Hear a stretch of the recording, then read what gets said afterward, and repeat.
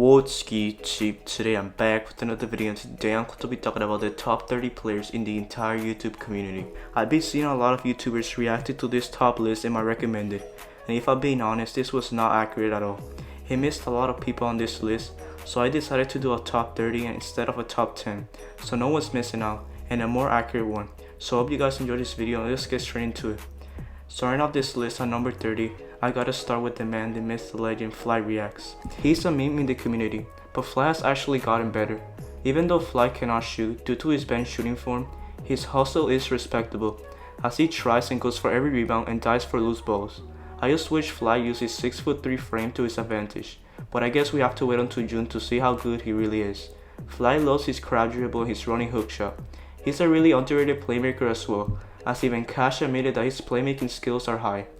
Fly likes to do this nice rondo behind the back fake and surprisingly rarely commits turnovers. Only if Fly could finish his layups and play better defense, he would have won half of his 1v1s, but I guess we have to wait until June. At number 29 I have Jidel. Jidel is more of a fundamental type of player instead of a flashy one. He loves to shoot the 3 and likes his mid-range shot. James dominates in the post. Even though Jidel is pretty slow, he has good IQ on defense and grabs a lot of rebounds. At number 28 I got DDG. He's a decent player if you ask me due to his great post game. Even though DDG is about 5'8" to 5'9", he likes to use his strength to his advantage and muscle his way into the basket. He's a decent 3-point shooter and has good handles. He likes to shoot a lot from the top of the key and can be effective when he's not forcing it. If not in the top of the key, he likes to shoot that near the left or right corners. The problem with DDG though is that he's very inconsistent, as he likes to shoot a lot of threes and can go on shooting droughts. He also doesn't use his left hand at all and barely shoots mid-ranges. Nevertheless, DDG is still a decent player. At number 27 I got Browadis. Brandon is a decent player. He can shoot the ball and can finish at the rim. He has great handles and shows a lot of energy on the floor. He also likes his floater game and can shoot at a decent rate from the mid-range area. He's also a competitor and leaves his heart out on the court. At number 26 I got RICEGUM. RICEGUM is a pretty good player, and you know this was a very tough list to make if he's at number 26. RICEGUM's game pretty much revolves around his shooting, especially from 3. He can shoot from anywhere on the floor and has a lot of arc and rotation on the ball whenever he shoots. RICEGUM also has decent handles and can finish at the rim. He likes to do a hesitation to pull up 3 most of the times, but if the 3 is not there, he likes to do a hesitation to crossover move for a layup. RICEGUM has good footwork as well and has a natural flow for the game. Still, RICEGUM is pretty bad at defense and doesn't have the best stamina. At number 25 I got DC Heat. DC Heat is one of the most underrated players out there. He's a good shooter and a pretty solid defender with his 6'6" frame. DC Heat has a lot of basketball IQ and uses his height to his advantage with his great finishing. He has a quick first step and is a very explosive player that can be tough to guard. Even though DC Heat isn't the best at ball handling, he can be scary on the floor. At number 24 I got Mal. Mal is the definition of skill. He's a 3-level scorer, mainly dominating in the mid-range area. He has a very consistent mid-range shot and can finish at the basket. He also has a great step-back shot and can hit tough contested shots. He has pretty much an all-around game and can score from anywhere on the floor. Mal is a slasher and very crafty with his dribble. Mal is also a big body and can be a tough player to guard when he's on fire. At number 23 I got JENNA BANDY. She's the first female on this list and she's a good one. JENNA BANDY can shoot from anywhere on the floor and has solid ball handling. She's a great 3-point shooter and likes to shoot a lot from the right and left wings. Her secondary skill is her playmaking. She knows when to make the right pass, which brings me to her basketball IQ. This is why she makes a lot of her shots and can be efficient. She takes smart shots and makes smart passes at the right time. Even though JENNA is still pretty bad at defense and often gets scored on, she still gives effort. At number 22 I got NELLY. NELLY is a very good player. He's very explosive and athletic, leading to him being a great finisher at the rim. He's very quick and fast with and without the ball. NELLY is a good shooter as well and has a ton of basketball IQ. He's not the best defender out there, but he's still a solid player. At number 21 I got BRIANA. She's the second female on this list and she's a hooper. BRIANA has really good ball handling and can cross anyone over. She likes to use her step back shot a lot and also likes to do this behind the back to 3 move. She can drive to the paint with her quickness and speed and can make contested shots. BRIANA is a very high IQ basketball player due to her awareness on the court. She knows when to pass the ball and when to shoot. Although she has no physical gifts, she uses her basketball skills and her high basketball IQ to be a two-way player. BRIANA also played for the Harlem Globetrotters, so you know she's good. At number 20 I got Kenny Shao. Kenny can shoot for anyone on the floor, and he's one of the best shooters out there. He has a nasty step back shot and has great handles. Kenny's pretty much an all-around player if you don't count his defense. His arc and rotation on the ball is amazing, and he can finish through contact. His pull-up game is on point, and Kenny has a very quick first step. He's an offensive threat and he's hard to guard. At number 19, I got Zach TTG. Zach is an all-around player with barely any flaws. He's an explosive player, especially in the paint, and a really good defender. He's quick with his dribble and can shoot at a good percentage. He has a solid mid-range game and likes to do a jab step before shooting a 3. He cannot play make as much and he's an average rebounder, but he can still give you some buckets with his great pull-up game and athletic abilities. At number 18, I got Cash. Cash is all about hustle and defense. He takes pride of it and has a dog mentality. Cash likes to muscle his way into the basket and outwork his opponents. He likes to shoot a lot from the top of the key and likes to do this left-hand post layup. Cash is also a very efficient player due to him taking smart shots and being a high IQ basketball player in general. At number 17, I got Jesser the Laser. Jesser is a 3-level scorer and can shoot for anyone on the floor. He has a nasty fadeaway shot, a great mid-range shot, and great finishing due to his 6'3" frame. Jesser has very underrated handles, and Jesser also loves his fadeaways. He's sometimes lazy on defense, but when he's serious, Jesser is tough to guard. At number 16, I got Devin in the lab. Devin is mostly known for his handles. He's a slasher and is a very explosive and quick guard with his handle. Devin also has a quick first step and can shoot for anywhere around the 3-point line, the mid-range area, and the paint. He's really a hooper and he's a tough player to guard when he's on fire. At number 15, I got Marcellus Howard. Everyone seems to underrate this dude. Marcellus is really quick and fast, and an explosive guard who has amazing ball handling. He's very unpredictable due to his dribbling. You never know if he's gonna drive to the paint or shoot the 3. Marcellus is also a high IQ basketball player, and can set up the offense as the floor general. He has amazing playmaking skills, and knows when to make the right play or not. Marcellus is mainly a slasher, and has a crazy layup package.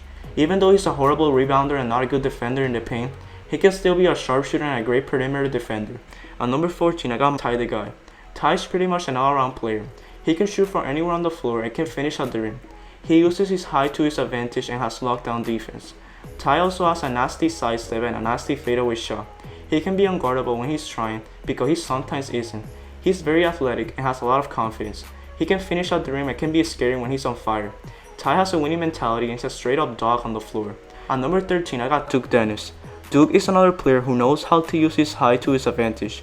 He uses his body and strength to drive and finish. He's also very athletic and can hit contested shots. Duke loves his mid-range area with his pull-up jumpers. He can shoot the ball from anywhere on the floor with his great arc and has good handles. Duke also has pretty good defense if you ask me. At number 12, I got Tanner Morgan. Tanner is a great post player and a rim protector. He doesn't attempt too many threes, but when he does, he's capable of making them. He's very dominant inside the basket and has the physical tools needed to be dominant. He's a capable playmaker, but turns the ball over quite frequently. Tanner is a good mid-range shooter, a slasher, a post player, a scorer, a shooter, and defender. At number 11, I got Filet. He's an explosive player that plays fast in transition. With his explosiveness, he can get into the paint, do Euro steps for Hessies, and then lay it up and in, especially a jelly layup. Secondly, if he does not find a way to get to the basket, he will shoot his threes, specifically on the right wing, where he does a lot of his step backs. Also, Filet loves to do a 2-on-1 fast break where he can create a shot for others, which leads to his playmaking. He can make quick passes, fast passes, and most importantly, smart passes. He also loves to play defense on the perimeter, and tries a lot to get a steal from his opponent, to create a fast break opportunity for his team. Filet is pretty much an all-around player and a legend in this community. At number 10, I got Austin Mills. Austin is a really good catch and shooter and has a nice form. He can shoot from anywhere on the court with his great 3-point shooting. Austin has some pretty good handles, as in transition, he uses his handles to get to the paint. He's also a really smart playmaker and can make flashy passes all around the court. Austin can guard the post and sometimes in the perimeter. He's a pretty good player and has a lot of game. At number 9, I got T-Jazz. Tristan is the king of layups and has one of the best handles in the entire YouTube community. However, T-Jazz is more than a highlight reel. Tristan has a crazy pull-up game in the mid-range area in which he's very efficient at. He has a very efficient 3-point shot as well, and is dominant when given the ball in his hands. T-Jazz is also a very good finisher and can even dunk. His basketball IQ is the thing that stands out the most out of him. Tristan might not be the best defender, but his smart basketball IQ plays allow him to be pretty good at it. At number 8, I got Trey Good. Trey is a hooper. He has one of the best jump shots on YouTube.